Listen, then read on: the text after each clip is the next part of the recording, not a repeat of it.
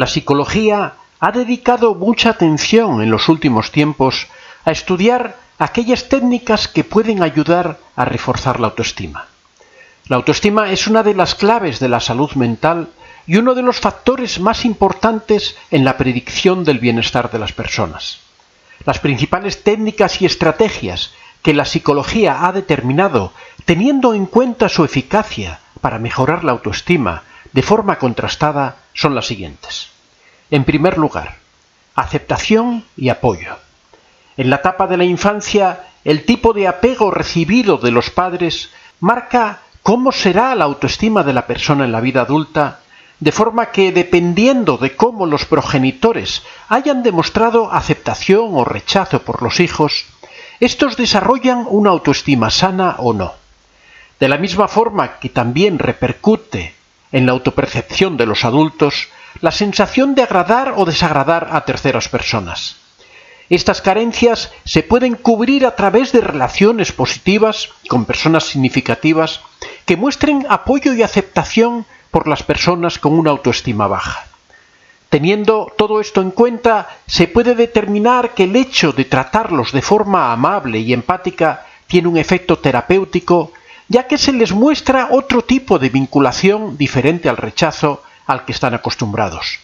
Por ello, se hace indispensable que el terapeuta se base en estas premisas a la hora de forjar la relación terapéutica, teniendo cuidado de no caer en errores como demostrar una aceptación indiscriminada, validando actitudes como el autorrechazo o fomentando una autoestima narcisista, así como aprobar actitudes incorrectas o irracionales. La aceptación y apoyo por sí solos no son suficientes para generar una sana autoestima y se debe combinar con otras estrategias. En segundo lugar, o segunda estrategia, un feedback positivo, sistemático y realista. Las respuestas que se reciben de las personas del entorno sobre la manera en que somos y nos comportamos dan información de cómo se nos percibe.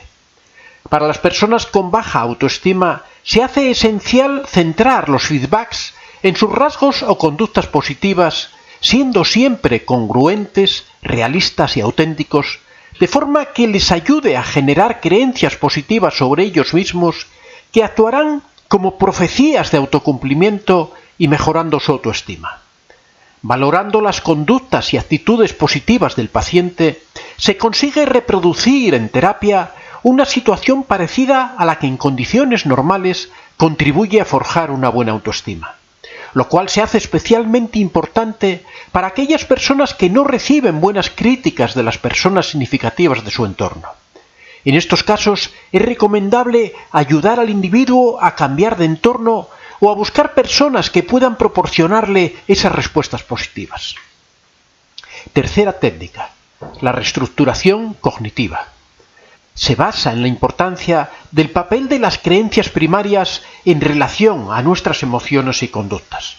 Los individuos generan creencias a partir de las experiencias personales y de los mensajes que les dan las personas que ellos consideran importantes, las cuales se guardan en el sistema de pensamientos y sirven para codificar la realidad.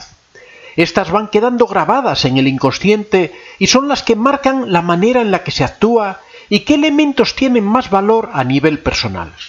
Es decir, que definen la forma en la que se interpretan las situaciones dependiendo de qué aspectos tienen más relevancia y en consecuencia guían la respuesta que se tendrá ante un estímulo o un acontecimiento. Se trata de identificar las creencias irracionales que no son funcionales y que entorpecen a la persona generando malestar para sustituirlas por otras más sanas y funcionales. La reestructuración cognitiva de la que estamos hablando se centra en los siguientes pasos. Primero, toma de conciencia de la importancia de las creencias.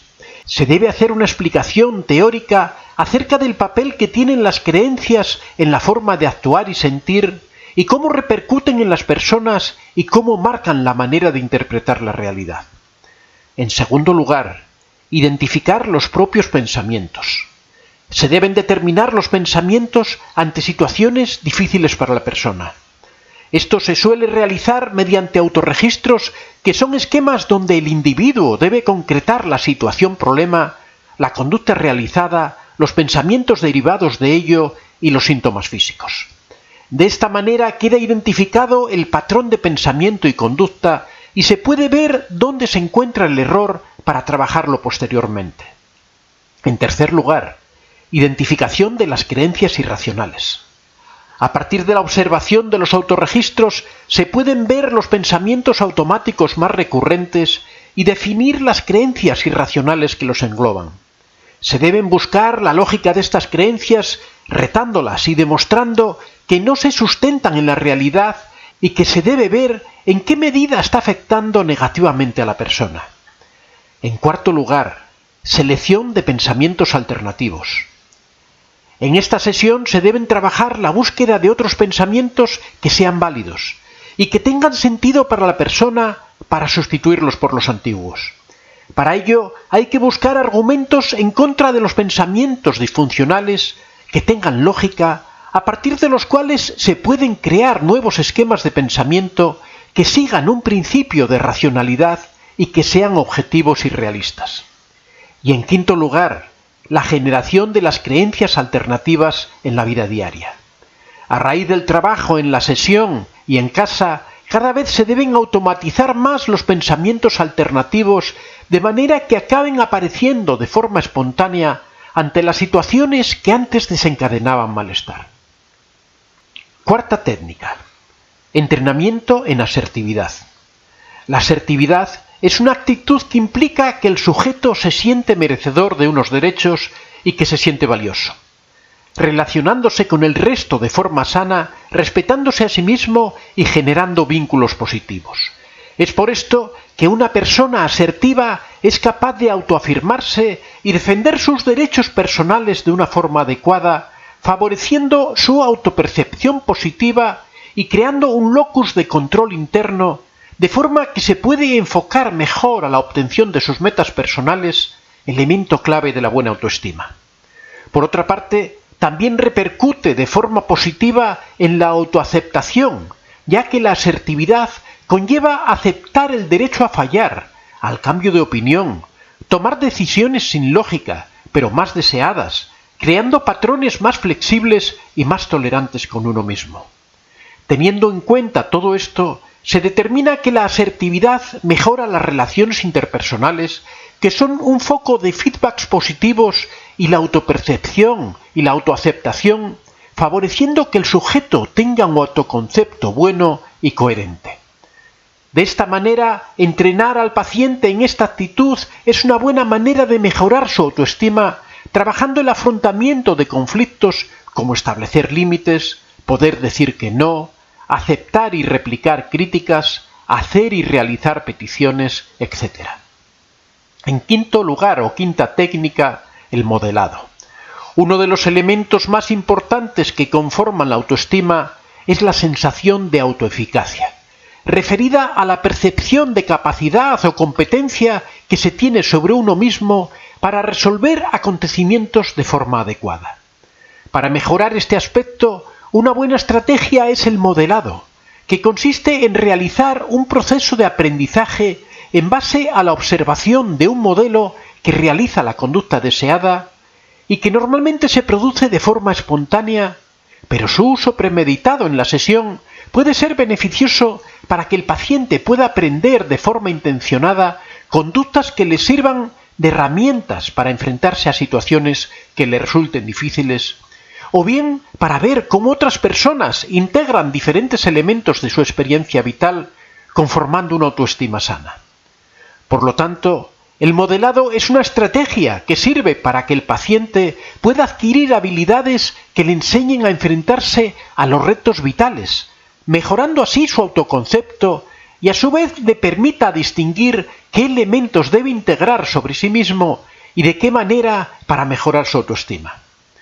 El terapeuta debe servir de ejemplo, resolviendo las situaciones problemáticas que puedan surgir en la sesión, de forma que muestre eficacia y aceptación de sus límites, favoreciendo una buena autoestima. Otra propuesta que se le puede hacer al paciente es la observación de personas significativas, analizando cómo interpretan sus logros, hasta qué punto muestran aceptación, cómo afrontan las dificultades y qué actitud tienen hacia ellos mismos. Sexta técnica, la resolución de problemas. El entrenamiento en resolución de problemas sirve como estrategia para instruir al paciente en el manejo de situaciones que le suponen una dificultad, de manera que se mejora su autoeficacia y su percepción de habilidad. Consta de las siguientes fases. Primera, aceptación del problema. Segunda, proponer posibles soluciones al problema y analizar las consecuencias o resultados derivados. Tercera, determinar la opción más adecuada para el caso en concreto. Cuarta, plantear un plan de intervención con todos los pasos necesarios para llevar a cabo la solución escogida. Y quinto, valorar los resultados y, si se considera, revisar los pasos anteriores. Estos pasos sirven como guía para solventar situaciones generalizadas. Con ello, el paciente obtiene una referencia a la hora de enfocarse a la solución de problemas, siendo más resolutivo y eficaz. Se puede aplicar a habilidades concretas o facetas en las que se detecte mayor dificultad, como podría ser habilidades sociales. La séptima técnica, el análisis y esfuerzo de los momentos naturales de autoestima.